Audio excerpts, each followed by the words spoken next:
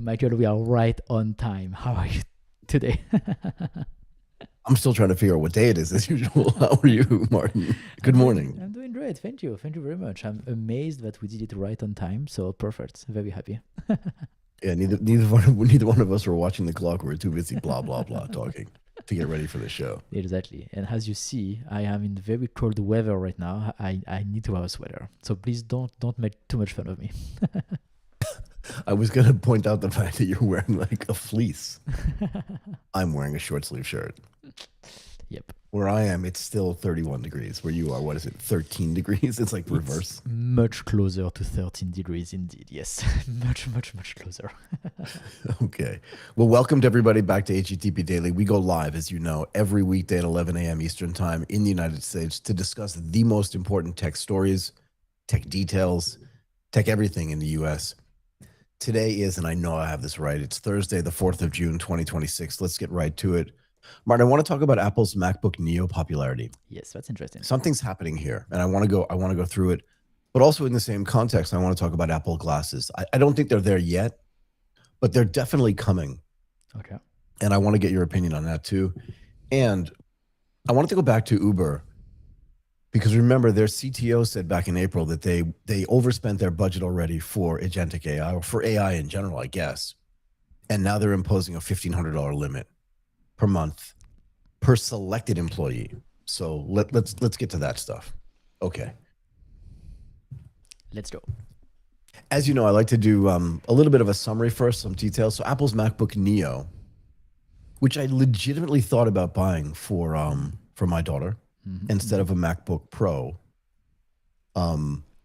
appears to be turning into one of the most important Mac launches in years because it's in a price band, I guess you would say, where Apple has historically had very little presence at all, if at all.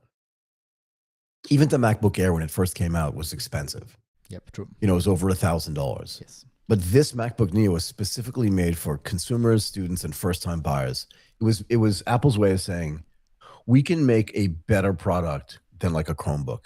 Mm-hmm. We can make it with better components on the outside, you know, better materials, I guess is the better thing to say, and better components on the inside. And the interesting thing about this is, first of all, it's cheap. It launched at $599. That's with the screen. Yeah. I mean, that's cheap. That's half of the price of an iPhone. It's crazy when you think about it. But I'm glad you said that actually, because it's a good segue. And if you're in school and you can prove you're in school, like if you have an email address that's .edu, it's $100 cheaper. Oh, wow.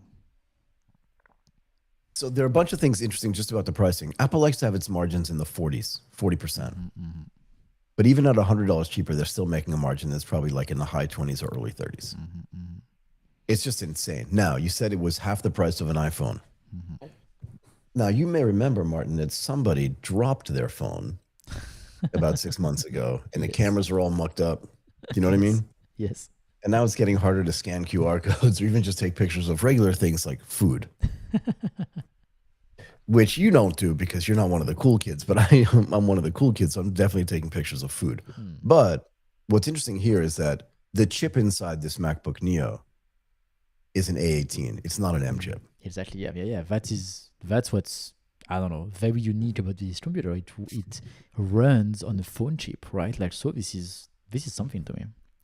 But it says a bunch of different things. One is that the core, we talked about this, right? The kernel and the core of the operating systems, whether it's iOS, Apple TV OS, iPad OS, iPhone OS, or Mac OS, they're all running on the same kernel. Yes. It's all Unix based. And actually, Apple made a decision a long time ago, back when they came out with the first iPhone, to actually make it, they base it actually on Mac OS itself, which is why all this stuff works. Yes. Like, think about this. Could you imagine, like, Windows now, because we talked a couple of days ago about Windows working with NVIDIA on an ARM chip to put Windows there, right, to make it work. But this has not been done until, like, yesterday, the day before. But Apple's basically been running on an ARM architecture since they started making their own chips and bought not a manufacturer, but a designer of ARM chips. Yes. So they've been doing this for a long time. But I mean, imagine a phone that could run Windows. I don't think It used to this. be able to do it. Actually, they had Windows phones, but they were terrible. Anyway, Yeah. but this is interesting. And just a few more details. 13-inch liquid retina display, so a really good screen. Aluminum body, so not cheap stuff. It runs Mac OS. We already said that. And because it's running on a phone chip, it has up to 16 hours of battery life. Like, that's insane. And if you're a student, right? I mean, I guess you can't really say this anymore because it depends what your major is. Like, I was going to say you're not editing videos in 4K or 8K, but maybe you are. But in that case, you're probably getting a MacBook Pro. But literally, if you're just doing what most students are doing, right? Like, if you're an English major, a philosophy major, or something like that, or even like an economics major, you just need some simple processing power. Yeah. Yep. And these A18 chips are really powerful. Yes. Yeah. And I don't know if you know who Ming-Chi Kuo is. Do you know that guy? I don't know. So he's been one of the most famous sort of Apple analysts. Okay. Maybe for the last, I'm looking at a picture of him right now. He doesn't look old enough to be like your brother. But close enough. But he's been doing this stuff for like 20 years. Okay. I don't think he started when he was 7 years old. Do you know what I mean? So he's got to be in his 40s. Okay. He doesn't look old enough to do that. But he says, sorry about that, Martin. But he says that the forecast for these Neo shipments has been raised from about 5 million units to 10, doubling. Wow. And the point here is that Apple completely underestimated demand for this, which in the age of Tim Cook is just all this stuff is so interesting because that was one of the things, that was one of Tim Cook's specialties, managing the supply chain and also understanding the supply and demand dynamics of each one of their individual products. Again, a big problem that Steve Jobs had before Tim Cook was hired. Like, that was his claim to fame. And Tim Cook, who's still the CEO until what, September 1st? Yes. Has been quoted as saying that the MacBook Neo stuff is just like off the charts. And it has driven a record number of first-time Mac buyers. That's good for them. Where have these people been? Yeah. Say again? That's really great for them, right? Like, especially if Apple main advantage remains the distribution network that they have, right? Like, to access AI, to access a suite of products that they could start distributing. You want more and more and more first-time users. You want more and more of these machines. First-time buyers. More and more of these machines in the wild used by people, because when it will be time to upsell a $20 subscription to whatever AI, right, that is going to run on the macOS machines, it's going to be a massive distribution network, right? So maybe that's the strategy here. Like, the way I read that is this way, right? Like, it's like, okay, we want, of course, to launch a new product. We want to go to a new price point. That's great, perfect. That's a new income generation. But maybe they realize that, okay, our main strength is actually the network of devices that we have out there. And tomorrow, once again, we don't know what AI V2 is. There is a lot of things that are being built right now, a lot of different direction. But there is a possibility that this massive network that Apple has can actually be used to give access to AI to a lot of people through the devices themselves, right? And so then if that's the case in a year, in 5 years, in 3 years, we have no idea how fast it's growing, you will want as many devices as possible used, right? So that's why you would want to go a little bit lower and get a lot of new clients. The other thing too, Martin, is that the upsell is actually really important here, right? In the sense that exactly. I like to say I bought my first Mac in 1997. It was when they first came out with the iMacs, and I'd had a Dell before that. So it wasn't like I didn't have a PC. And I've said this to you before, I was using PCs at work. So it wasn't like I was unfamiliar with Windows either. So I was actually more familiar with Windows than I was with a Mac. I think the reason why I wanted a Mac was because when I was in college, kind of the rich kids had Macintoshes. So you're laughing because that group. I wanted to be part of the group. I wanted to be in. And also, I remember there was this one kid in my class who was super nice, and I needed to write a paper, and I just couldn't do it. I had a typewriter. I could not do it on a typewriter anymore. I just could not do it. Because if you literally made a mistake at like 2/3 down the page, you either had to use whiteout, which looked horrible, or you had to type it all over again at 3 o'clock in the morning. That gets a little exhausting. But the point was, he gave me his Mac. I think it was a Macintosh 2 CE or something. I can't remember what it was, but it Okay. changed my life. I could do word processing and I could write all through the night. And I remember carrying it back to him with the handle, just being like, I'm done. And it was so amazing. I'm like, when I have enough money, I'm buying one of these things. But the point is not like that. It's just that since I bought that first iMac, I've never even considered buying a PC. Never, not once. I never even thought about it. We bought one obviously for work, but that's for different stuff. But I mean, every device I have, every piece of technology I have is around the Mac ecosystem. And that's why it's important for them to do this. Because if you can get new people to come in, Yeah. if they like the design, if they like the operating system, if they like the experience of using a Mac, well, then they'll give that MacBook Neo to their younger sister, younger brother, and ask their parents, because these are for younger people, Yes. Yes. Yes. Yes. for a Yes. Yes. MacBook Pro. And once you go to the MacBook Pro, then let's say you're using an Android phone, you're like, well, this doesn't sync with my thing, so I'll get an iPhone, and then you get an Apple Watch, and then you get what are those little discs that track your location of your devices, and then, you know what I mean, you get the Apple Ring and then the Apple glasses, and then you just buying apples everywhere. You start eating green apples and Macintosh apples, you make an apple pie. Like, it's just never goes away. This is where Apple is super strong, and I think this is what one of the main advantages that they offer, and also one of the main way that they keep us as a clients, right? Because your MacBook Pro, your Mac Mini, your iPhone, your Apple Watch, everything works together seamlessly, right? Like you have your messages, you have your data, you have everything. And so, of course, like as soon as you have a MacBook Pro and then you have an iPhone, it's really hard to go back to Windows where nothing works with Apple, and vice versa, right? That's one of the biggest problem I have with the PC that we have, is that everything else I have is Mac, everything you have is Mac, and we have one PC that doesn't connect with anything. And so every time to share a file, to do something, it's always way more complicated than within the Apple ecosystem, right? So I was just thinking about this just now, Martin. You in your home right now, yeah. your device list has 3 MacBook Pros. It does. It has 3 MacBook Pros. 2 of them are with you on this trip. Exactly. I have 3 MacBook Pros. Exactly. And you have a Mac Mini with you on this trip as well, don't you? I traveled with 3 computers for work. Exactly. 3 computers. I think we reached a different level, Michael. I think it's getting but you also have ridiculous. another Mac Mini at home. Exactly. I have no. Yeah. So my Mac Mini is here, right? Like that runs all the AI stuff. Yeah, sorry. I took it with me, But but you no. have 3 MacBook Pros, 1 Mac Mini. You have an Apple phone. Exactly.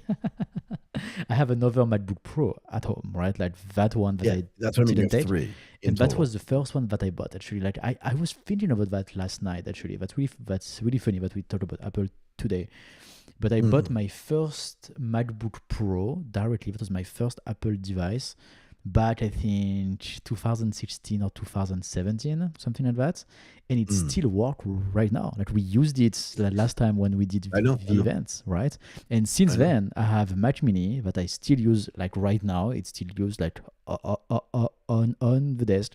Then I have 2 extras, MacBook Pro that we also use for work, right? So it's crazy when you think about it, right? Like the longevity of these devices, I mean, the quality of the build, especially since the M chip, right? Like I think my Intel MacBook Pro was okay, it still worked, but the quality of the M chips, either Mac Mini or MacBook Pro, is just so good, right? It's just like so stable. It's the Mac Mini, Martin, that I have on my desk is an Apple M2 Pro. It's from 2023, and I don't notice any degradation at all of service. Same. But my point is that the key for the MacBook Neo is not just the price point. You're right. It's that new entry people into the Apple ecosystem. And we're joking around, but I mean, I actually used to have a 16-inch MacBook Pro as well. You really want to talk about this one? I don't really want to talk about it. How many MacBook have you bought, Michael? Bought, went to the shop, and then you were like, okay, I need to buy this thing. 1, 2, 3. One for Kyla's 4, but then she had a previous one that's 5. Plus, I've probably bought 10 MacBook Pros, 3 or 4 MacBook Airs. Who knows how many iPads, 1 Apple Watch. I mean, I've had Apple phones since like the 3G came out, since 2007. And this is why Apple's doing it. There was a gap in their product line, right? And one of the things that they noticed, let's just talk a little bit more about this, right? The broader PC, like this machine in the context of the broader PC market actually matters to me. IDC, which is sort of the benchmark for, computer analysis stuff. Yes. They warned that 2026 PC unit shipments were under pressure from memory shortages and rising component costs, right? And they said that PC shipments were forecast to fall 11.3%. Oh, wow. And that makes Apple's ability to offer a credible $599 device like just really important. Like they did it. They did it. Go ahead. Yeah, no, they did it. But also, I feel like it's really like a testament to the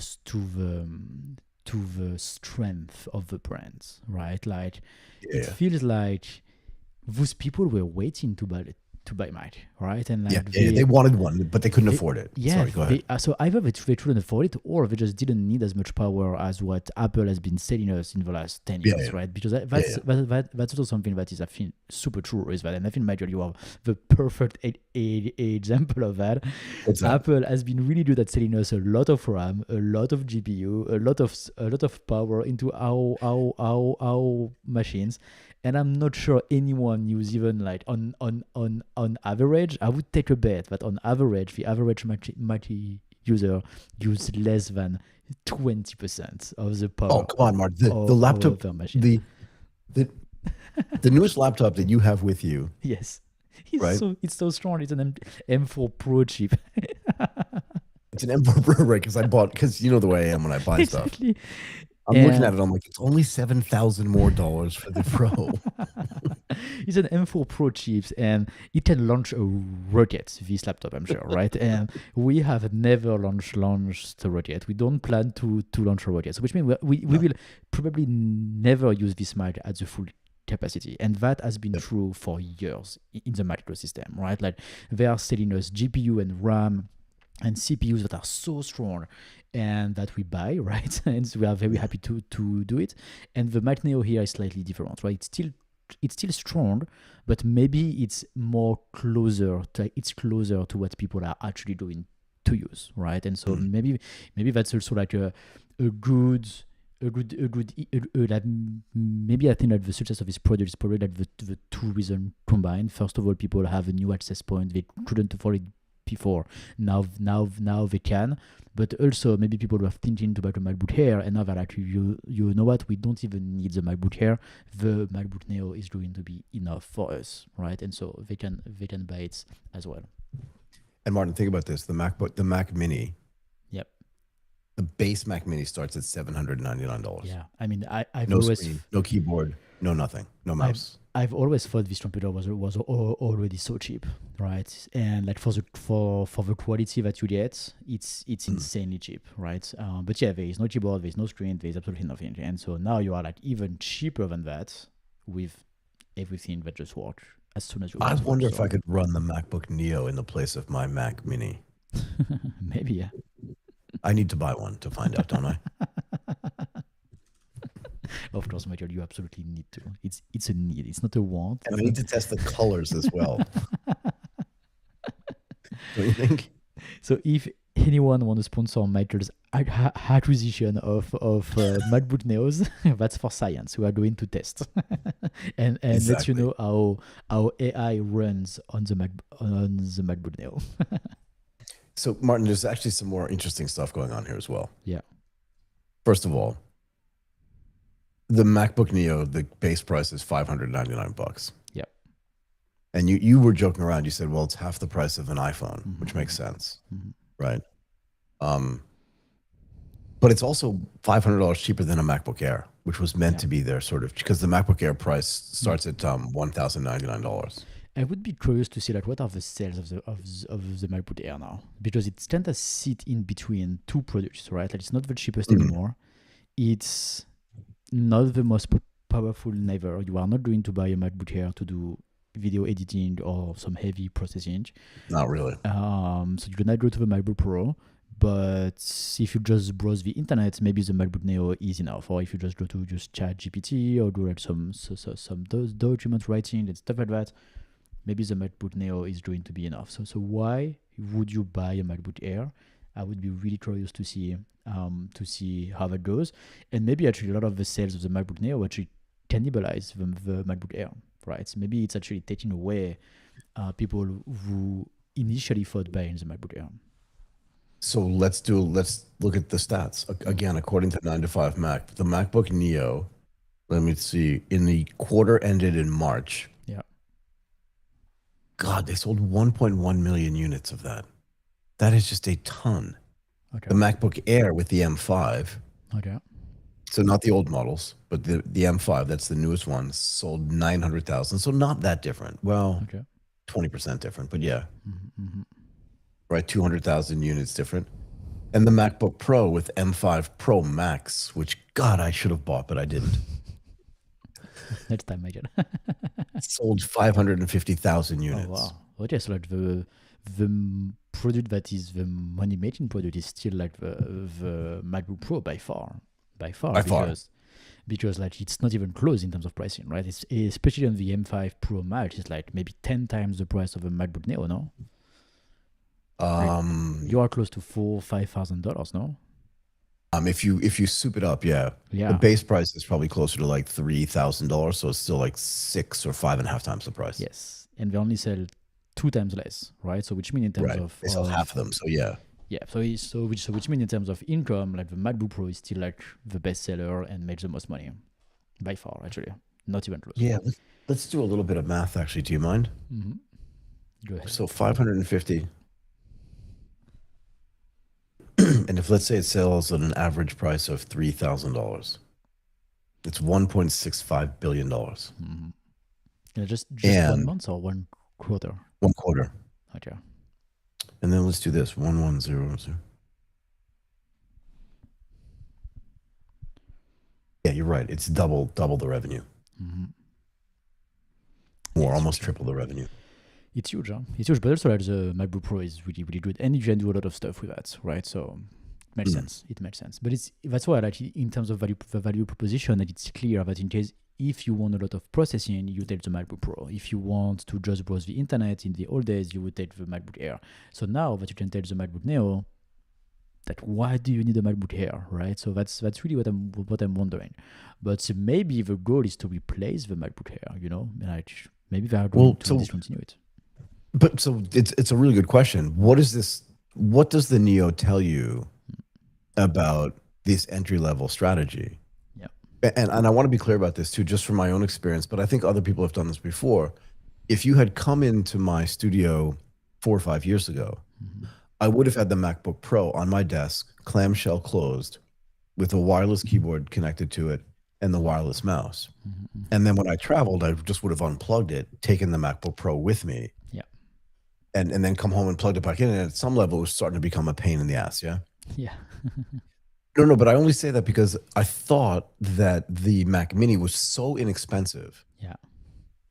And I didn't need a whole bunch of storage, not memory. I got enough memory on it so it could run stuff in RAM.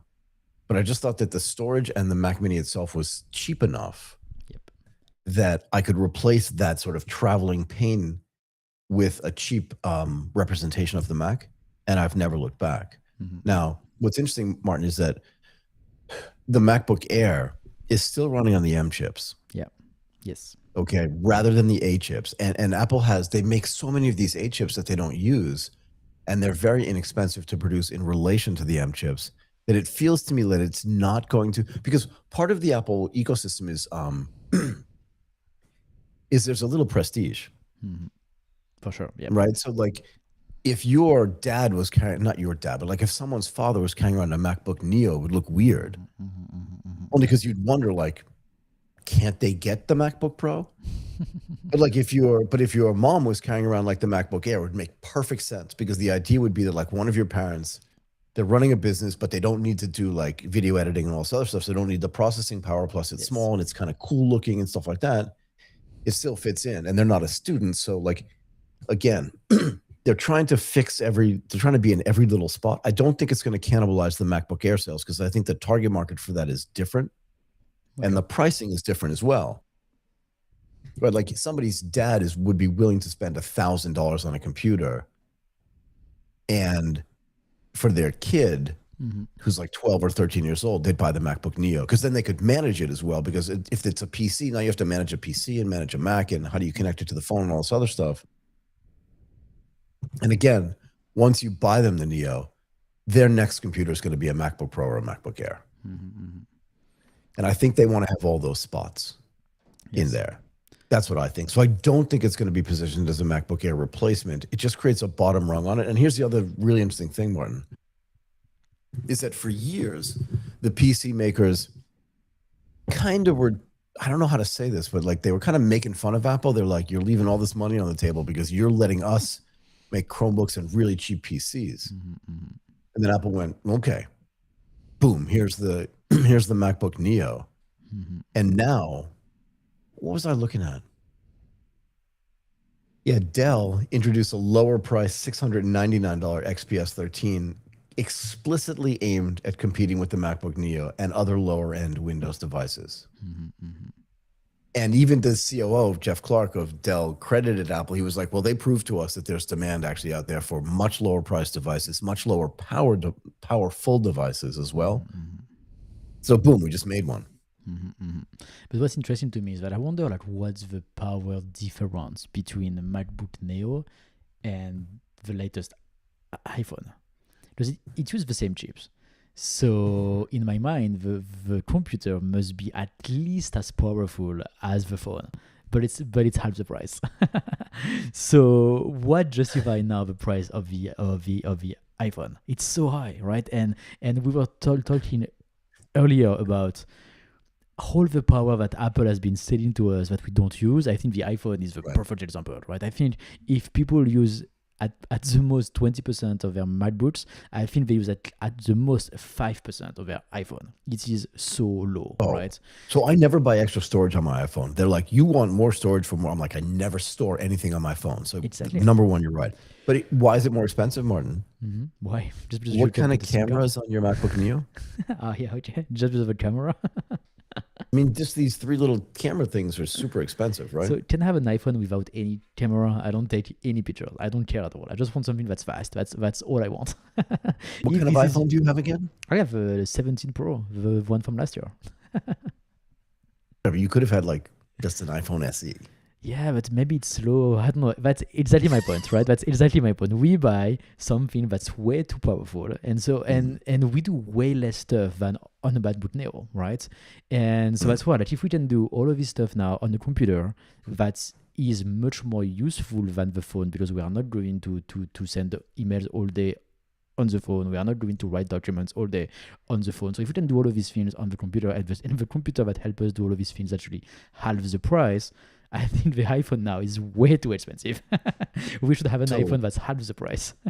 So Martin, our good friend Elzen Joy said, yeah, the iPhones are too expensive. Exactly. I think they are way too expensive. Like, if they can do the same thing as the MacBook Neo, actually much less thing, right? I mean, if they have the same power, right? If they have the same processing power and they can power the same apps and do the same thing, the computer is more useful than the phone. We never talk to people on the phone anymore. But Martin, if we're transparent with the audience, we have to let them in on the conversation that you and I have had about your computing environment, where you have been struggling to decide, should I actually get a MacBook Pro, or should I just steal them from Michael continuously?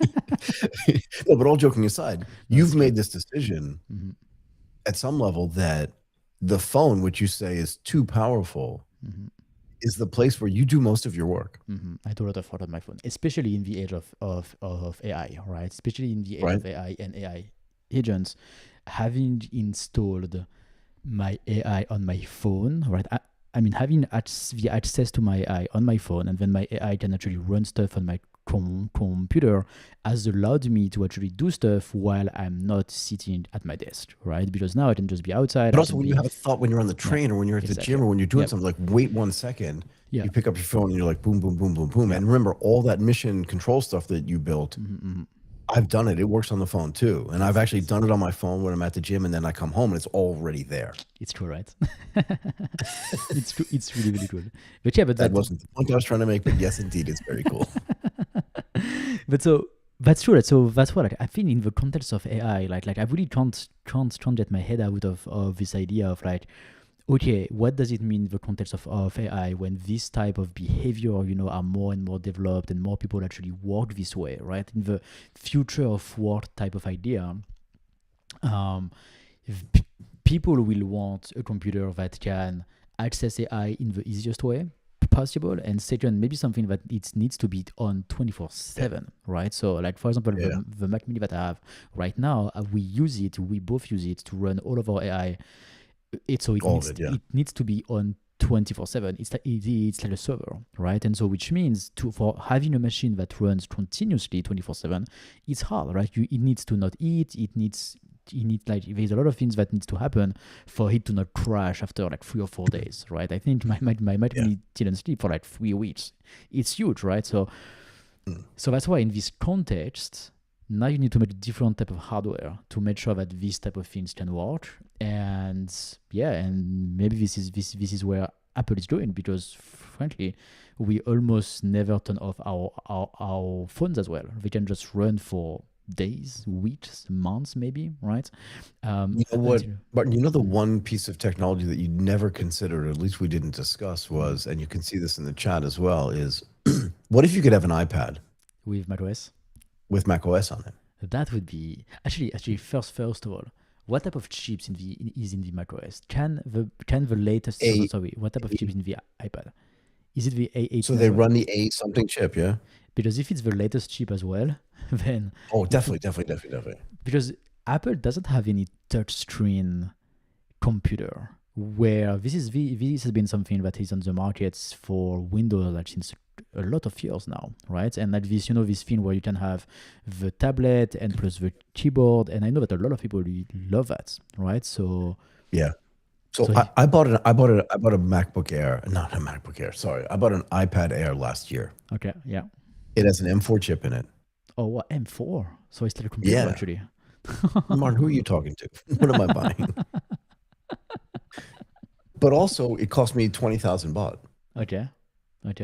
So it's cheap. It was like, you can buy an iPad Air starting at $549 with education savings, but it's probably like closer to $650. Yep. But the point is that the screen, because like the biggest problem I have with the phone is just the screen's too small, and it's not just because my eyes aren't good. It's because I've always had this feel. I just don't like working in an environment that's small. Don't do that laughing thing, man. Maybe there's a little bit of your eyes as well, but maybe a little bit. if we're being 100% honest. But actually, you're right. Like if tomorrow you can run macOS on the iPad, and as Elton Joy say, it's true that like the look and feel of macOS goes towards the iPad style. I completely agree with that. Like the button get a little bit bigger, a little bit more rounded, right? Like everything go into that direction. If it already runs on an M4 chip, it means that there is no problem at all to run macOS on that. Like absolutely no problem. So I'm going to make a prediction right now, and here it is, and I think the chat will like this. The iPad OS, the OS itself is underpowered, massively underpowered, and the functionality is just not there. But you could literally just like turn it off and put the Mac OS on it tomorrow, and add in the touchscreen stuff, and it would work like a charm.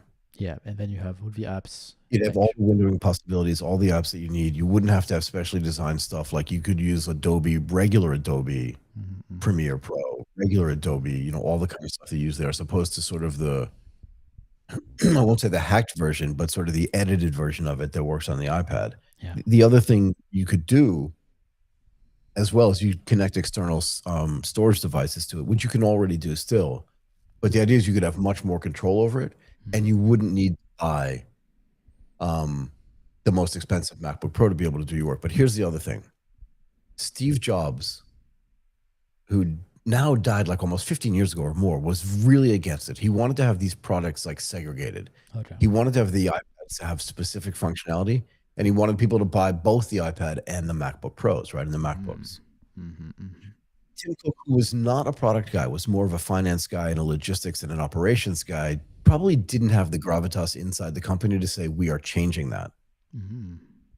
The new guy, John, and probably wasn't interested in it. He was more, he was more worried about making sure that the company was super efficient in delivering the products that it had already created, and that the products that were in the pipeline, including the watch, AirPods Pro, and all these other things, came out in a way that made sense. But now Turnus is going back. He's a hardware and product guy, and he may sit down one day and go, "What are we doing?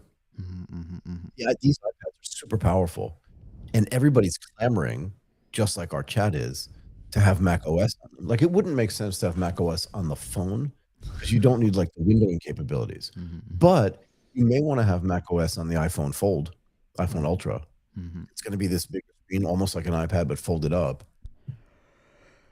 But on the iPad, it makes a ton of sense. Yeah. Sorry, go ahead. On the iPad, it made a ton of sense. And actually, like as you were speaking, I was thinking about my own behavior. I think the only reason why I'd never bought an iPad is because it's really annoying to have only access to the phone version, basically, of all the apps, right? I don't want to have Adobe Premiere iPad. I want to have the real Adobe Premiere, right? I want to have OBS. I want to have like all the software that we use, right? So, and because we don't have access to that on the iPad, then I don't want to buy the iPad because it's still big, right? It's not that small like my iPhone, so I still need a bag and stuff like that. So I'd rather buy a MacBook Pro rather than an iPad or MacBook Air, right? Right. But if tomorrow we can put macOS, have access to all the apps, and we can do a lot of things into this very tiny device that can be both touchscreen and also have a keyboard when we need it, that's a different story. I agree with Elsa John. I don't know if it's an instant buy from me. It's an instant buy for Michael for sure. Yeah, you will see Michael at the Apple Store at the minute. but that would be actually a really good product. Really, really useful for sure. So the iPad Pro, the 13-inch iPad Pro, costs $1,200, almost $1,300, with no extra storage, no extra anything on it. iPad Pro, wow, okay. Right. So it's got a fancy screen and stuff like that, but like, so what? Yeah. And the reason why I never bought it was because if I really wanted to use it for anything, I should just buy a MacBook Air because it's the same price. Yeah, same price. Just a different screen. So your question to me is like, why did I buy the iPad Air? It's a good question. Just because you love going to the store, Michael, and going out with something. There was a gap in my own product line. You didn't have this one. I used to have an iPad, and there was a gap in my product line. I need to fill in the gap. Yeah. No, but my use cases are different, right? Because I'm not doing work. Although to be fair, we've used this when we record, right? And it's a smaller form factor. I can put text files on it, and I can manipulate the text files on here in a way that I can't do with my MacBook Pro. And because the form factor is smaller, I think in the recording environment, what we do at the live events and stuff like that, it looks better. Really nice. It looks really nice. Yeah. Do you know what I mean? It just looks better from a presentation standpoint. And part of what we're doing when we do these live events is the presentation style matters. Yeah.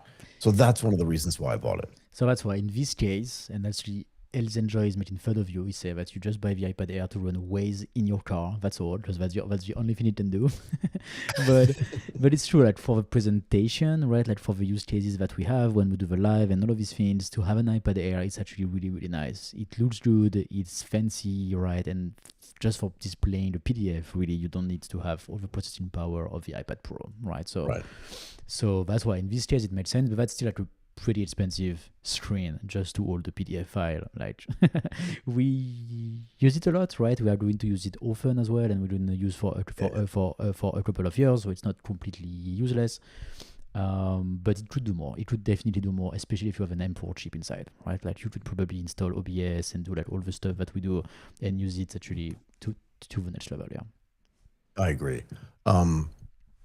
So let's see how it goes, and also like let's keep in mind that AI is going to come, and we don't know yet how Apple is going to distribute AI, right? And this is going to change a lot of things, because once again, if AI starts to run locally on our machines, and Apple has hinted about that a lot, right? That they say, hey, maybe like we can run local models on the iPhone, and maybe like on the other devices as well. if that becomes a reality, they are going to be happy to have billions of devices in the wild, and knowing Apple is going to work really, really well, is going to be integrated very well with everything. And so that's why I really wonder like what AI V2 is going to be, because it's going to once again change entirely the way we work, and also help us understand better like what's the future of just computer, phone, and how we use all of these devices. Yeah. Can we spend a couple of minutes talking about Vision Pro? Okay, let's do it. Again, this analyst, Ming Chi Kuo, who's apparently like I told you earlier, he's considered to be the best analyst on Apple ever. Anyway, so what his reporting is that there was meant to be a Vision Pro 2, that's gone. Okay. There was meant to be a Vision Air, that's gone. Oh, wow. And all of their development now for these types of devices have moved into Apple glasses. Oh, wow. Okay. And this was apparently signed off by John Turnus. Okay. Again, who's the product guy and the upcoming CEO. Okay. Now, I think you know my opinion on this. My feeling was always that the Vision Pro, whether they had a roadmap for new devices or not, I was indifferent. But for me, it felt like a reference device and a test device for a new operating style and a new operating system for them to figure out this idea of sort of spatial computing. That they didn't care if it made any money. They didn't care if it sold in volume. Yeah. All they cared about was that developers actually took the operating system that they created for it and built products around it. And in a way, like, let us know what you think, Eldenjoy, in the chat, and have you tried this product? Because I really loved the value proposition at first, like of this spatial computing. I really loved it. I was like, you know what? It's interesting, right? It's true. Like, we've been using our computer on a screen since day one, right? Like, that has been the only way we've been using our computers, whether it's on a small screen on a laptop or on a gigantic screen like I have at home, but it's still limited to the screen, right? So I was like, okay, cool. Actually, if we can actually have spatial computing, if we can put the windows that we use pretty much anywhere, if we can use the entire space that we have in front of us to actually do stuff, it looks like a cool idea. And plus, because we travel a lot, right, I was like, hey, look, if I don't need to carry an extra screen, or if I can have like a smaller machine, like for example an iPad, and I can then use that, with a big Vision Pro screen, this sounds cool to me, right? Like I really like this idea, and plus maybe it can unlock new ways of working. For example, working from the bed, because we don't need to be at a desk, right? Like we can just work somewhere else. And so I was like, okay, this sounds really interesting for all of these reasons. But for some reason, I don't know. I'd never had the chance to try. First of all, like the only spatial, so did I. Yeah, the only But spatial. we've tried other sort of headset MSI. Visual computing platforms when we went to this Bytech, remember? Yeah, to Bytech. Yeah, we tried the one from MSI. It was cool. Yeah. We didn't try the one from Apple. I'm sure it's like 10 times better, but I don't know. It looks like there was like so much problems into this project. Like, first of all, it was huge on the face. Yeah, like only like 3 or 4 hours of battery life, so it had to be plugged in somewhere. You can't work with 3 or 4 hours of battery life, and it looks really, really bad. It feels bad to be plugged into the into the plug all the time for power. Right? Can I tell you the main reasons why this thing won't work, and none of it has to do with battery life, or the ability to lie down in bed and do this. Computing itself is a shared experience, right? Like, it's like sometimes when we're on the plane, you open up your laptop, you're like, take a look at this document, and blah, blah, blah. And even if it's not shared, this idea of segregating your eyes inside of a device, it's really isolating. And I don't think anybody, like, think about it, like the Oculus or all the games that you could play in VR, right? Yeah.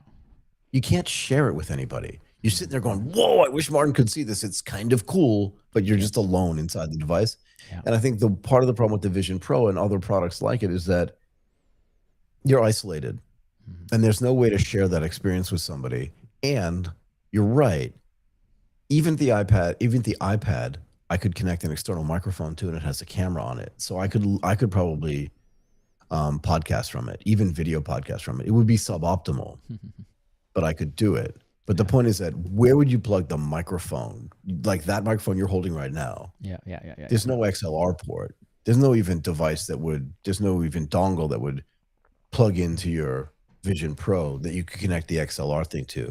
Yep. And then just that feeling of being isolated inside that device, I just think it's a bad experience. Now they're moving all of this stuff to glasses. Yes. And remember, one of the things that Apple built into the Vision Pro is the ability for people that weren't inside the Vision Pro with you, so that they could see your eyes kind of virtually move around. Yes. I think it's really disconcerting to have a conversation with somebody who's wearing those kind of goggles. And you're like, hey man, are you listening to me, or are you watching like a TV show? Yes. Actually, right. And I think that's the biggest problem with them. Actually, maybe that was a bit of appeal for me, watching a movie. Like, I really wonder how it looks like to watch a movie in VR. Like, can you see like the whole feel? Can you feel better immersed? I have no idea because I never tried, but maybe it's true, right? Maybe it's true, but a $4,000 device just for watching a movie maybe once a month feels really, really expensive, right? So that's why it doesn't really make much sense. But yeah, the glasses are actually really interesting. Like, first of all, Meta is super successful, right? I think this is something that we can't. A bunch of these things, so we can't take off the table. Meta is currently proving that there is a market for that at the $300-400 price points, right? And people love the Meta glasses. They sold 2 million, I think, last time we talked about that. It was a figure from 2 months ago, right? So probably much more right now. But they sold millions of them. They are making billions of dollars on these glasses already, and they were not the first movers, right? Like Google has tried to launch something, Snapchat has tried to launch something in the last couple of years, but everybody failed, right? But Meta was the first one to get it right? Maybe it was a timing, maybe it was product, but they did something different that made them successful at this launch, and now there is a market now. I mean, the last time we were in Singapore, I wanted to try them on. We wanted to try them. Yep. And the only other guy trying them on was that guy we knew from Bangkok. Exactly. Yuri, exactly. So, same. Didn't have a chance to try them yet, right? It's like the Meta smart glasses. Also, apparently, like all the feature that we like of the augmented reality. Now, they don't call that augmented reality, but all the screen, like display that you have inside the lenses are actually only available in the US as of now. So you need to be in the US to access them. Yep. All the Meta glasses that they sell outside the US do not include the smart display inside the lenses. But so Martin, I can actually see this. I can actually see this type of behavior for glasses. Right. So look, you train every day. Mm-hmm. People run every day. I have my phone in like a fanny pack. Yeah. When I'm going to the gym. But using it, like if I have water, if I'm running with water or whatever, like using it with one hand, it's just a pain in the butt, right? Mm-hmm. But if I have glasses on, and they're sport glasses, so they're meant for this, and they have a strap on the back. I see guys running with straps all the time. Now I can do a whole bunch of computing on my way to the gym that I couldn't do with my phone because there's nothing I hate more than walking down the street and having somebody with their head down in their phone and they like walk right into you. But with the glasses, you can actually look forward and see what's going on around you as well. I think these could actually be super powerful devices. I don't generally, and I agree with the chat there as well, I don't generally like having things on my face, and I definitely don't want these VR things for sure. Yeah. But I mean, I wear glasses when I read, and I'm not bothered. So which means, Michael, if you have the Meta glasses, you'll be able to work even more. Yeah, for sure. Okay. So I have. That's good to know. That's good to know. Then how many new guests can we get on a weekly basis if we buy you the? If we can get 6 guests a day, I'm in. That's just in the afternoon. Perfect. But yeah, no. I don't know. Like, I need to try. I need to try for myself. I really don't know. Like, I really don't like to have glasses. Like, just for example, I never wear sunglasses. Like I even know I though have a my pair of very expensive yeah, sunglasses. I never put them on. yep. Even though I have a very nice one as well. My eyes are really sensitive to the Sensitive sun. to light, yeah. I just don't like to wear something on my face. It's just like a band or something that I don't like. As also, I don't have an Apple Watch because I hate to have no notification, and I don't see Yeah, what's the use case of the Apple Watch if you remove all the smart feature yeah. inside of that. So Mm. if it's just an Apple Watch on my face, I don't really see the appeal to me basically. I mean, you can But turn off notifications, but it's a weird experience. I actually liked having the Apple Watch, but it died on me, and I'm just like, I was mad about the fact that it just died, and I don't know. and you didn't buy a new one, so it was not No, like so super no, important to you. no, it Yeah. wasn't. And Yeah. yeah, and I probably wouldn't buy we went into the store, the Ray-Ban store, right, to look at the Mm. glasses. I thought about it too, but you're right. Like, I don't even wear my sunglasses, which are very expensive. Yeah. So And so if it's like the combination of an Apple Watch and sunglasses, I don't see how it's going to be helpful to me. Like maybe it's a fun gadget that you will wear for a couple of days, and then you just go back to your phone just because it's less I think that's invasive. what it's gonna. I think it's kind of Mhm. a novelty device Yes, it feels because it you can't feels do kind anything of with it. it. Like Mm. the phone, like as say whatever you want, but like you and I do actually call each other. Yeah, sometime, yeah. We do, right? When it's better to have a conversation, or I just want to annoy you. Yeah, Either way, yeah. both things work. Okay. So I wanted to have a conversation about Apple products because I think it's interesting. I do think that the change in the strategy around the Vision Pro was super interesting as well. I think Apple, if they do make glasses, is going to have more of an impact. The market, if you read stuff about it, they'll say like Meta has like a 2-year advantage on them, a 2-year head start on them. But it never mattered for Apple in the phone market, in the watch market, in the AirPod. Like none of this stuff mattered. If they come up with a great product, there are already 2.5 billion other devices out there that run in Apple's ecosystem. Um, and putting another good product into that ecosystem, I think, is going to just get naturally going to get sales You know, and going to catch up easily if the technology is good, right? maybe we will be surprised by the Apple by the Apple glasses because like Meta, for example, I remember like watched a video the other day about the Meta glasses, and basically they were saying that everything that they use, that all the app that they use inside the Meta glasses are Mm, Facebook apps. So for example, it's not Google interesting. Maps, it's Facebook Maps, right? So Interesting. Mm. so, which means like who use Facebook Maps? Like, tell me when's the last time that anyone that you know used Facebook Maps? Absolutely never, Never. right? Yeah, So never, that's why never. like they restricted the app market, like what's available on the app, to just the Facebook ecosystem, which is terrible compared to the Google ecosystem or to the Apple Yeah. ecosystem, right? So that's why tomorrow, if you have an Apple Glass that's going to look great, that's going to feel great, it's going to be a great product on the hardware side, I'm sure. Right. But then you have access to all the Apple ecosystem, it can be different, right? And if they fix Mhm, mhm. Siri and Siri become good as well, right? And you have access to Siri on the glasses in some capacity and in a very, very easy way, maybe it would actually be super, super different than the Meta glasses. Once again, thanks Yeah. to their ecosystem. Well, because their ecosystems are different, right? You make a really good point. Mhm. Facebook has never been great at allowing third-party apps. Like they did a long time ago when Facebook gaming was actually a Yeah. thing. Yeah. They had third-party people making games for their platform, but there's no other stuff that interacts with Facebook, right? Because the other stuff that they bought, whether it's Instagram or WhatsApp, are also Facebook or Meta-owned products. Yes. Yes.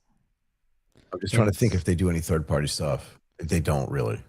I don't think they do. I don't think they do. Let us know in the chat if you can think about something. But I think the Apple ecosystem or the Google ecosystem of apps is just much, much, much stronger than Facebook, right? And so if Meta glasses restrict the user to only using the Meta's app, it's not that Mm, powerful. But Apple that doesn't have the same problem, right? So that's why mm. let's see when it comes out. It doesn't feel like something that I want to buy at all. But I'm happy to try. I'm happy to try. Yeah, there is a glasses gap in my product line for Apple, but I still don't think I'm going to buy them. Wow. Something more compelling is going to have to Okay. happen for me to actually put something on my face on a regular basis and use that as a way to get data for stuff. I think it's more of a novelty for me. Like I'd love to test it for a week, Yeah. but I Yeah. do Yeah. think it's a product I would give back to Apple, not one that I would want to keep. Yes. Yes. Yes. It's possible. It's highly possible. Yeah. I want Apple to make like a Whoop replacement Mm. without mean, a screen. Do you know what I mean? In a way, without the screen. Yeah. So the problem is that all of the functions that they have in the Apple Watch that are supposed to do like the Whoop are really bad, right? That Whoop is just so much better. So Yeah. they are really late to this health category, right? Like they tried to do something, right? Like when they announced, I Yeah, remember that was part of the AI announcement, Apple Intelligence announcement. They were like, hey, we are going to also put a lot of money into health. We are going to be very strong there and blah, blah, blah. But the last time, like you remember that we compared the data from the Whoop and the data from the Apple Watch, it was like completely Yeah. different, right? And the the Whoop was way more accurate and giving way more depth into absolutely everything, right? So they are really far, and even on the software side, right? And the data gathering and all of these things. So they would need to improve that first, and then yes, then maybe they can launch a device, a Whoop replacement. But major otherwise, you can just buy a Whoop. Huh? It works really well. Yeah, but I mean, You I remember need to to get a raise, frankly, you need because to get a raise. Okay. the subscription is just, it would kill me. So there is like a discount option if you want. So like there is Google will launch something like this. Fitbit, I was thinking of saying that actually. But do you know what? They don't sell them in my country, and the delivery is 25% of the price of the device. Yeah. Same for me when I bought my Whoop. It was like expensive deliveries. Yeah. Anyway, do you want to spend time talking about Uber? Or do you want to save that to tomorrow? Let's talk a little bit about Uber.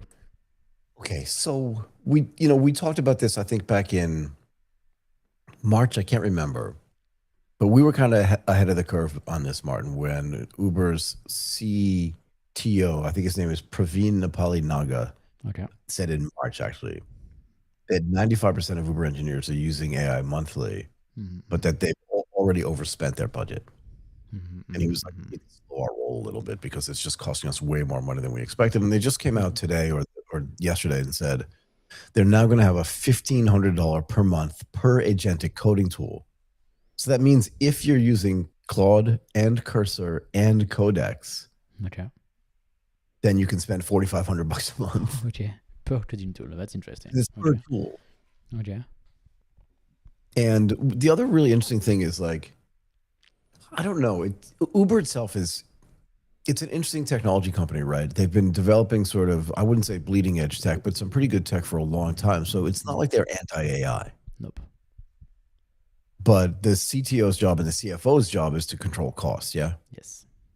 And essentially what they're saying is, we didn't expect this to be so expensive, right? I think they expected it to act more like a SaaS tool, where like there was just a budget for it, but they didn't expect. The thing with agentic AI and with these coding tools is that there's a lot of back and forth, which means it's spending a lot of money on tokens. And this is a conversation that I have a lot, and that is, I don't think anybody knows how much a token costs, and I don't think anybody knows how to price a token properly, and just the money that they were spending was just insane. Yes. So they have this concept inside of Uber where they're encouraging everybody to use it because it makes people more productive potentially if you eliminate the sort of cost problem. But I wonder what it's like, and I'm curious for you because you use these agentic coding tools. If you had a limit on it, like $1,500 doesn't seem to be a lot of money in the way that these tools are currently priced.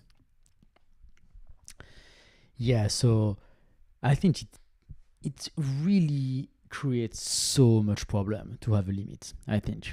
And I think the biggest loss that you have if you do this type of thing is that it really kills your ability to innovate, to create, and to test. Because if you go conservative, which means, okay, I will just try to do as much as I can with this limit, then you are not going to allocate some budget towards trying new things or trying to push the limit or trying to implement this new idea that you have, because you have no idea, first of all, if it's going to work, so maybe it's going to be a bit waste, or you also have no idea how much it's going to cost at the end of the day. So that's why the $200 per month type of plan was actually really, really good, because you pay one time, you have tons of tokens, and then you can use the extra token at the end of the week, for example, to actually try something new, because it's pretty much cheap, and then it's pretty much free. Sorry, and then if you need some extra, then you put an extra $50, an extra $100 just to finish the test that you were doing.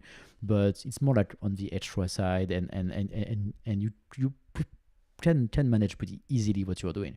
But if tomorrow you tell me, okay, Martin, you have a $1,500 per month budget, now I'm gonna tell you, okay, so now we're gonna be efficient, right? And so I'm just going to run what we do, and every time I will want to build something new, I'll always double think it. Right? I'll be like, okay, is it big? Is it going to use a big part of my budget? Will I still be able to finish my job, right? If I maybe use too much token to try this new thing or something, you really kill creativity, which is the worst thing to do. On the margin, you're going to be less creative. You're going to have less of a desire to be creative, because that stuff you do that's marginal is not going to get you paid. Yeah, and it's way too risky, right? Personally, yeah. And if you run, imagine this conversation, because there is a way. They say that you can like go back and negotiate, like, sorry, I've used all my tokens or whatever. I've used my $1,500 budget for this month, but can I have more? It's doubtful that your boss is just going to be like, sure, where do I sign? It's going to be like, well, where did you use most of these tokens? And you're like, well, I had this side project that I thought, and he's going to be like, no, you can't have more money. Like, you know what I mean? I was trying to test this. It was like, that's not what you're hired to do. You were hired to actually do this thing. Yeah. And if you're using your $1,500 to do something that might be something, maybe. And what if you go to the CFO and say, look, I've used all of my tokens. I would like more. Okay, great. So what did you do with your token, or what is the project that you want to try? So I've sit down with Bob in HR, and Bob showed me like how inefficient the process was. It was so slow. He had to do like 1,000 clicks, and so we just spent the entire weekend with Bob to try to just rewrite a new HR software for the entire team. Wow, that sounds great. And did it work? No, it didn't work. We couldn't finish it because we don't have any more token. Do you think you can make it work? I'm not sure, right? And there's still like a few things to do. There's still a few things to test, and we are not sure. And that's the problem, because now, if you are the CFO, you need to take a decision based on I'm not sure, basically. And why we are not sure? Because we don't know yet how much stuff the AI agents can do, right? It's still a new product. It's still something absolutely like that's a new tech, and the models themselves keep changing all the time, right? They keep evolving, they keep being better all the time. So for example, like the big HR software that we have tried to develop with Opus 4.7, is it now possible to finish it with Opus 4.8? The only way to know is to try, right? And to try, we need to have tokens, right? And so if you don't give me the budget that I can just lose to try stuff, or if I'm limited in the amount of stuff that I can try, it's just going to slow you down like crazy, because then you are going to be much more conservative. So can I also mention something else that you know how I said like you want to go to your boss and ask them for more tokens, essentially more money, right? Do you know how many guys at work are like writing emails and shit like that for their wives, like pet projects, or their girlfriends' pet projects? I'm not kidding. Okay. Again, you've never worked at a big company, so you've never sat next to a dude who's like, hey, Michael, I'm doing this thing for my wife. Can you just edit this thing? But imagine if they're using tokens for that. That's a nightmare. And I think that's one of the reasons why they did some of this budgeting stuff. I think it's two things. One is like misuse or overuse for personal stuff that has nothing to do with your business KPIs. And the second thing is this testing on side projects, because the idea for this type of agentic AI is it's supposed to make you more productive. It's supposed to drop down to the bottom line for the company. It's supposed to help you accomplish your KPIs in a way that's more efficient. And if that's not being accomplished, then you have a problem. But the flip side is what you're talking about, and that is If I'm 2/3 of the way through my thing and I'm at $1,499 and I'm on a roll, you know what I mean? Like I'm like, oh my God, now I gotta go ask for permission for like another $200. Or you have to like, Screw it, I'm going home. Do you know what I mean? Like, yeah. because you've lost your train of thought and all this other stuff. Like that's gonna be bad too. Or you have to change the AI that you are using. You've built 75% of things with Claude, and then you have to finish with GPT 5.5 that just coded completely different way, right? So then you just waste tons of token of like just making sure that coders understand what's going on.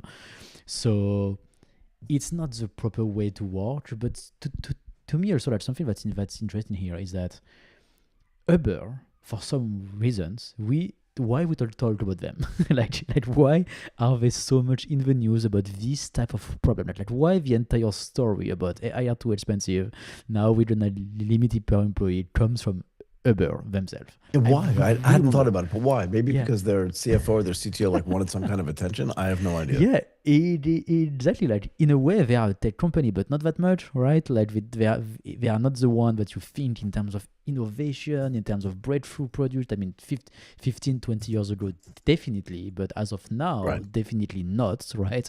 So why is it Uber, right? I really wonder why this entire discussion that is true and that must be the case for every company. I'm sure every CFO is thinking about doing things like this, or maybe already implemented things like this.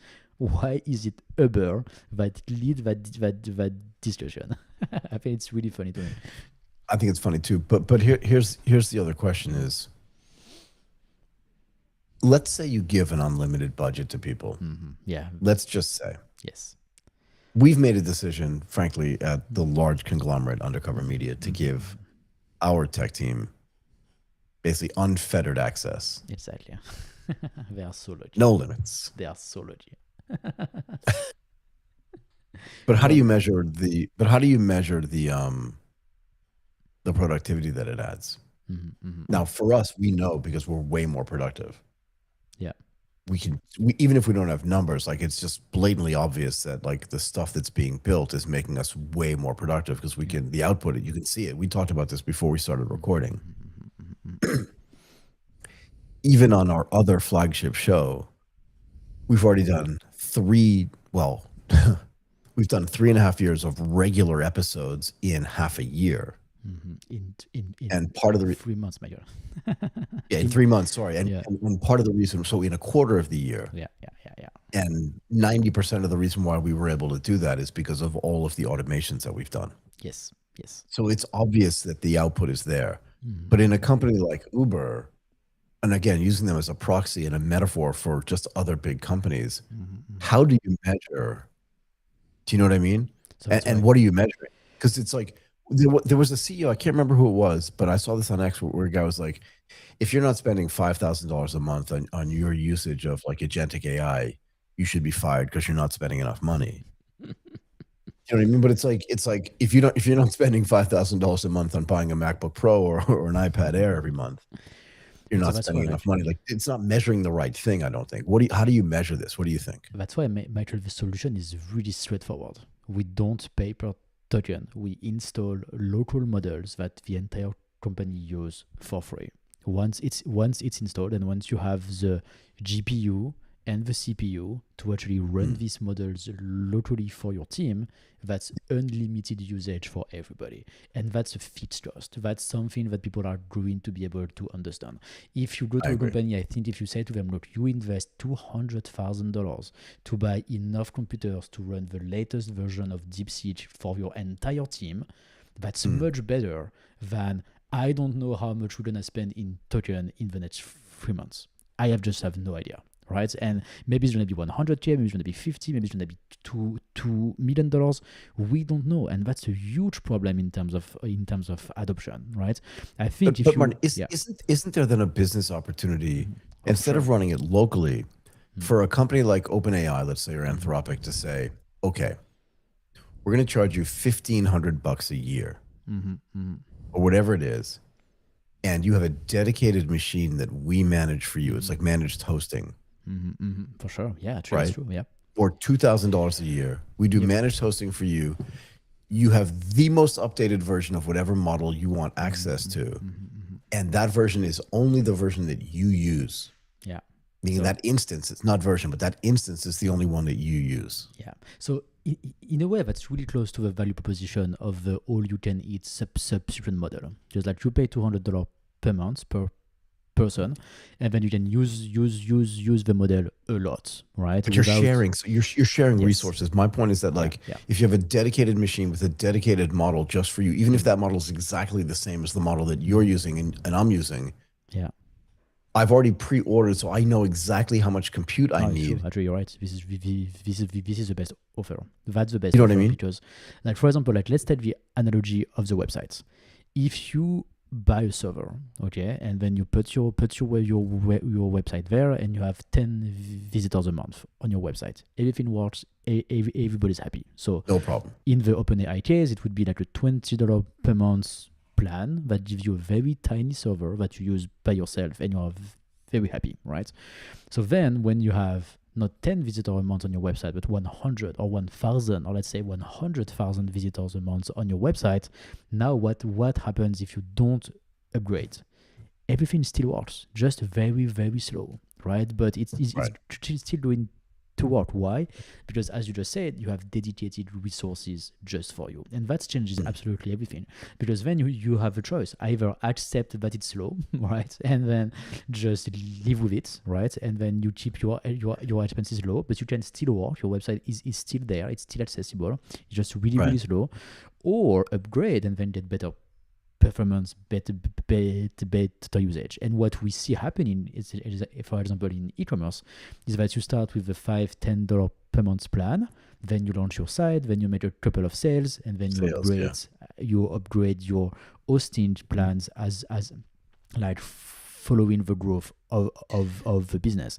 But because it's fixed resources that you get, it's really, really easy to actually see what's the maximum that you can do. And when you hit the maximum, it doesn't mean close lights. It just means slower, right? It still works.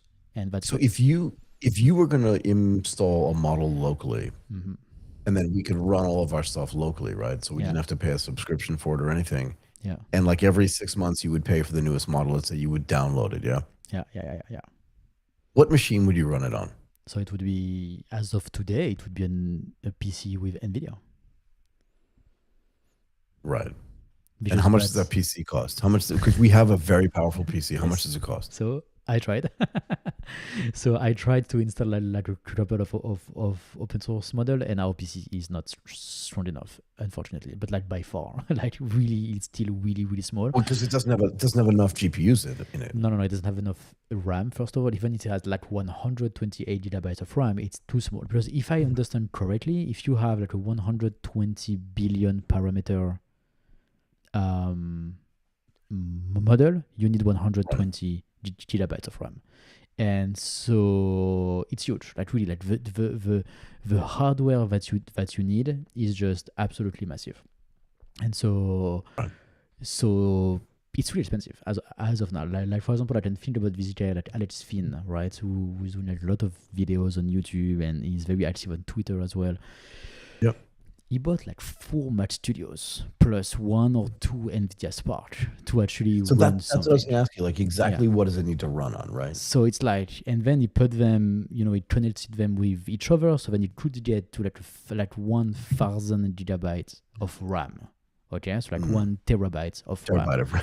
And to get there, like he had to buy 4 Mac Studio at like $5,000 each, so it's like $25,000 of investment, right? So compared to the $200 per month plan at Anthropic, it makes no sense, right? Like you can pay that plan for 10 years before you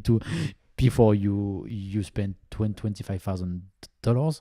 But if tomorrow we get to a price point at $3,000 or $4,000, $5,000 maybe, to actually be able to run something as good as Opus today, that's a completely different story.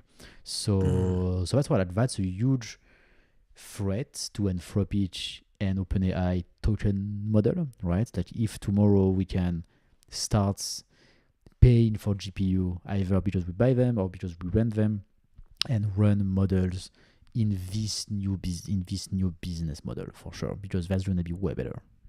Mm. So I'm just trying to think about the numbers here as well for Uber. Yeah.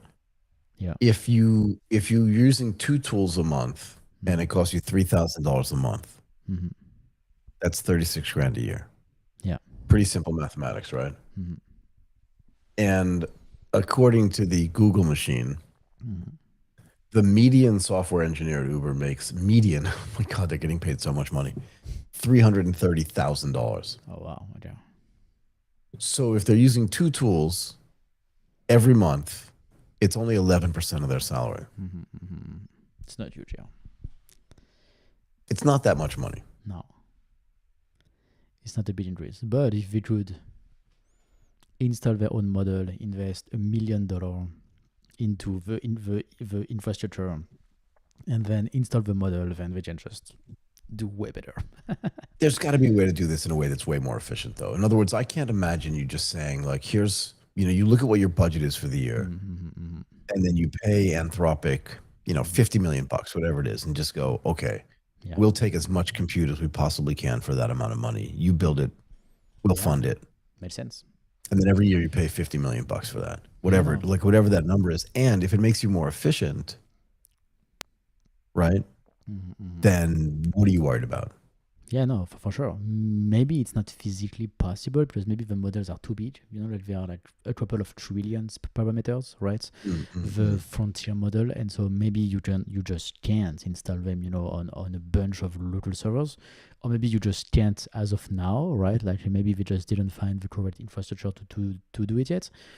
But yeah, it looks like we need innovation into the way that we run model, and that's why I call that like AI V2, right? Because there is like these Yeah. massive problems, and this need to be fixed, and the model itself is part of the problem and also is part of the solution. So let's see how it goes. But if we can start installing models locally and use machines, it's going just to change the entire game. So it's going to be interesting to watch.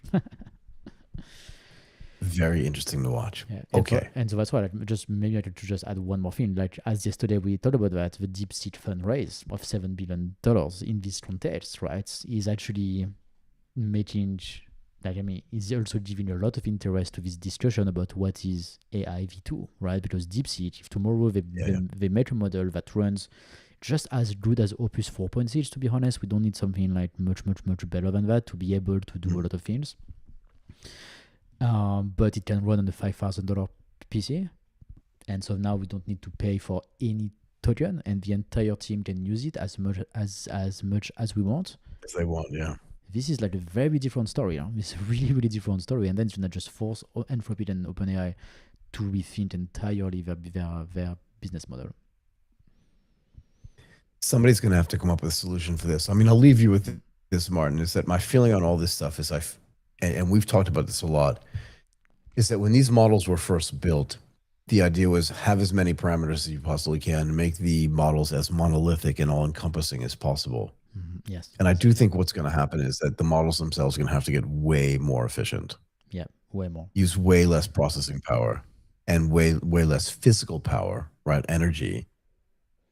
So that the cost of using them is going to have to come down, and that people aren't going to have to worry about like budget, because there was no budget for anything else. In other words, when I was at Morgan Stanley or Goldman Sachs, no one was like, okay, you've burned through like the number of times you can use Excel for the month. So now you got to calculate everything in your head. You know what I mean? Like there was none of that. imagine. I just imagine like for the entire trading floor. Okay, guys, you have 36 hours of Excel per month, and after that, it's back to paper and calculator. No, but that's true. Like, look, this is so dumb in a way, right? Because if you are a developer and you use these tools and you are so much more efficient, right? Like you do 10x the coding and do so much more stuff, and all of a sudden you have to stop and go back to manual coding. Obviously not, right? Like people are just going to be like, you know what? I'm just leaving this company and just go work at Facebook, right? Where I can just spend as much as I want. Exactly. And I don't know, but once again, like I think what's interesting here is more than the headline. Is just like the thought process, right? Like it looks like Yeah. Uber for some reason is the proxy for this thought process of like, okay, how do we actually deploy AI in a real company, right? Like there is problems. It is expensive, right? So we need to Yeah. fix the pricing problem. And for some reason, once again, it's above the policy for everybody. But I'm sure everybody goes through the same thought process, right? And we can see the timeline, right? Like Uber seems to be making progress in their announcements about problems that they have, right? At first, Yeah. they were like, Yep. we spend our entire budget. Now they say, okay, now we're gonna put a limit, right? So they are making progress into their adoption of AI. But once again, everybody has the same problems, and it's a real problem, right? So that's why it's going to just change the way we use AI. It's gonna force Anthropic and OpenAI and the others as well, I think, to just create a new business model, right? I think it's just necessary now. So let's Can I see how make it one goes. more point about this? Like why Uber may be Okay, the Go proxy ahead. for all this? Because I've been thinking about this as you've been talking. Okay, go ahead. It's already an algorithmic marketplace if you think about it. There are algos running in the background, which means that those algorithms by definition are running on machine learning and some level of artificial intelligence even before this level of AI was available. That's just Okay. true. Okay. Okay, so you have this algorithmic marketplace. How can I say this? If you think about what they do, right? They have all these cars like driving around. They've got to route the cars to the right place. They have to route them for the right delivery. They're changing prices. Right? So they have surge pricing when it's raining, or if it's super hot outside, or whatever. Like, or on holidays when no one's going out. Like, do you know what I mean? They can lower the price and stuff like that. They also have discounts. Do you know what I mean? And on the Uber Eats stuff, they probably have recommendations too. You've had this burger before. Why not try this thing? Like all this kind of stuff. And they have an ad platform too that is also serving ads to people. I mean, Grab does the same thing. So it's like every part of their business is touched by some kind of artificial intelligence and some kind of machine learning in a way that maybe, you know, like the guys that are building Microsoft Excel or that are adding formulas to the, you know, functionality of that, like that's not necessarily being touched by AI in all ways, places, and times like it is at Uber. Okay, yeah, maybe there's a lot of machine Maybe. learning, and so which means that they would use a lot of machine learning AI actually in the backend, right? Like to do all of this pricing calculation, to do all of this recommendation, all of these discounts, and all of that. And maybe they've been doing that for a long time. Yeah, actually, yeah, that makes sense. And so which means that they understand maybe really well how it works to train AI, to learn from the data and all these things. And maybe they are the first to be like, you know what, it's ridiculous what we pay, right? It needs to be much more efficient. But so just one more thing, and then we'll stop. I think. Yeah. We have started to make the case that there's not a lot of value in the frontier lab models. That from a value chain perspective, the amount of money that's going to be made by selling the models to people is going to be less than selling the services around what the models provide. It's a possibility. So doesn't it argue for the fact that like every company should just like invest? Because now that the way that these models run is known, and now that some of the big other models are open source, which means you can use them for free. Yep. Wouldn't it make sense for just like every big company to have their own OpenAI department that just does these models and iterates on the models? You don't have to pay anybody for tokens, and you can control your compute costs. That's a possibility. Just by, do you know what I mean? I think that's a possibility. And this is a strong value proposition, right? Because if you can go to Uber, for example, and say, look, we are going to use all of your data and we're going to build your own custom model just for you that's trained on your data, your workflows, everything that you want, and we don't need all the fluff, right? Like once again, ChatGPT. Yeah, nothing extraneous. Yeah. I don't need ChatGPT to speak Portuguese. I don't need that at all. It just had to the very large language model that I don't need, right? I just need very specific things that I have. And so if you can go to Uber and say, look, we are going to help you train your own model with your own workflow, with your own data, maybe it's not that hard actually, right? Maybe it's not that hard. It's not that complicated. And once again, this is another direction that AI V2 or AI V3 could definitely become. I think that makes sense. But also, you must imagine that particularly for companies like Facebook, like Uber, that run their own data centers, Yeah. They must have excess capacity inside those data centers in a way that the big frontier lab models don't have excess capacity. They're out there hunting for capacity. And as they build new machines, right, as the machines that they have inside their data centers kind of roll off because they become obsolete, they can put new machines in there that can do both things, like just run regular data center stuff, but also do AI. And it would make sense to me that those guys are the ones that are gonna run the best models, build the best models, and then have the best access to this artificial intelligence because they're gonna own the whole stack.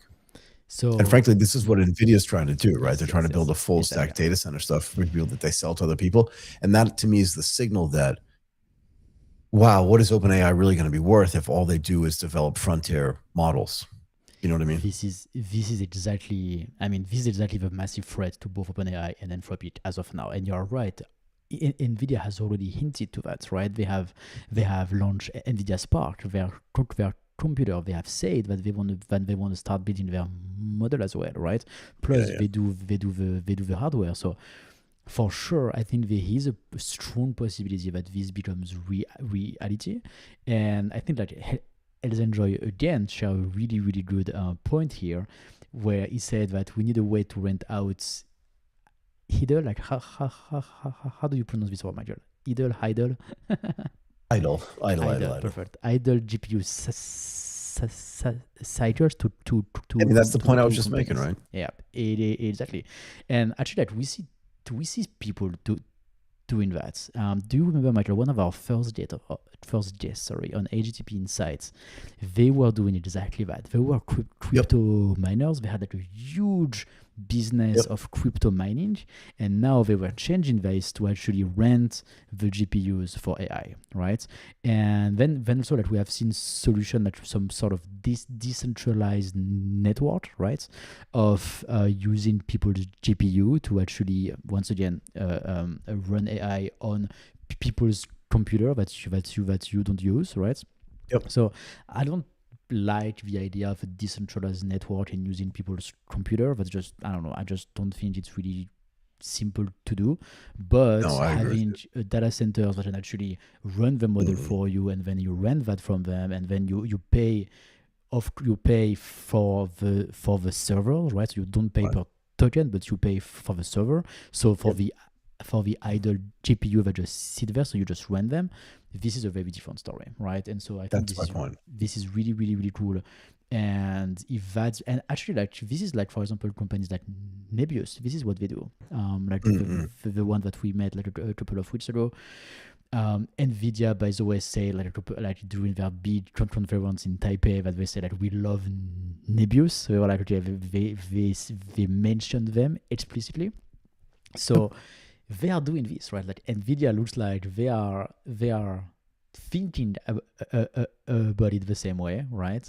And if this become possible, this is definitely going to redefine how we use AI. And I hope OpenAI and Anthropic take the turn, because it's going to change the entire ecosystem. I agree. I mean, clearly, just based on all these conversations you and I have, the more we think about it, the more it feels like we're just in the early innings of this game. And for sure. whatever the current structure and infrastructure is today, and even the payment and the business model that's getting used, are going to have to change dramatically to actually make this technology useful at scale. And maybe also like what's the word? Like it needs to stay, right? Like I don't know if at the current level of spend, companies like Facebook, for example, can keep affording, that amount of spend to Anthropic, right? Like I don't know if it's going to be sustainable. So on the long run, it makes much more sense to actually change the business model and stop paying per token. Right. I mean, I think this is what's going to make us famous, is this idea that like we just don't believe in this token model. I just don't buy it at all.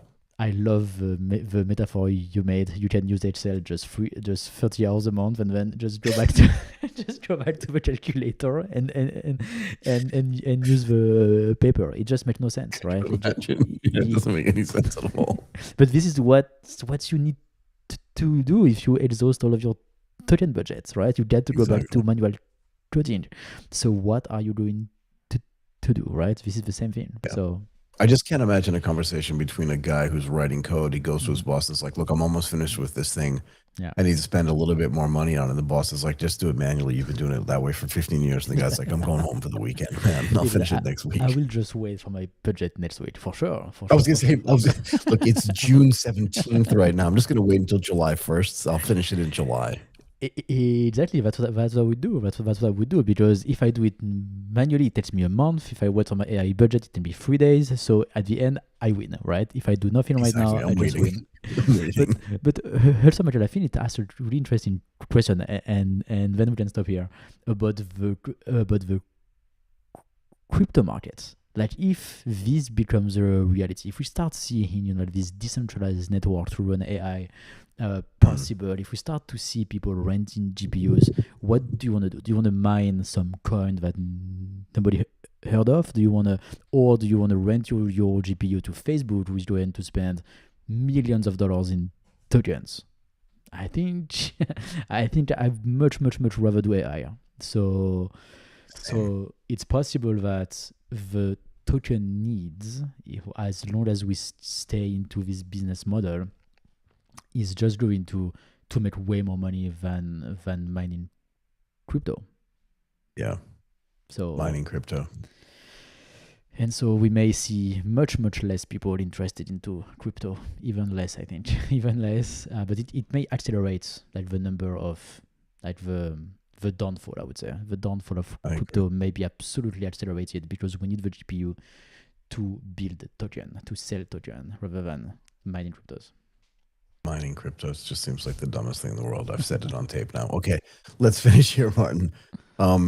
That's it today for AGTP Daily. Thank you again to everybody who interacted with us, who joined us, and thanks again to everybody who's going to watch this later. We really appreciate it. As always, give us a thumbs up on today's video.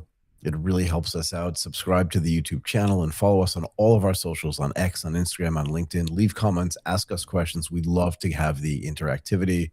For the people that were doing that today, yeah, peace to you. Thank you so much for that. We'll be back again tomorrow at 11 a.m. Eastern time. That is Martin Runford. My name is Michael Waits. Bye for now. Thank you, everyone. And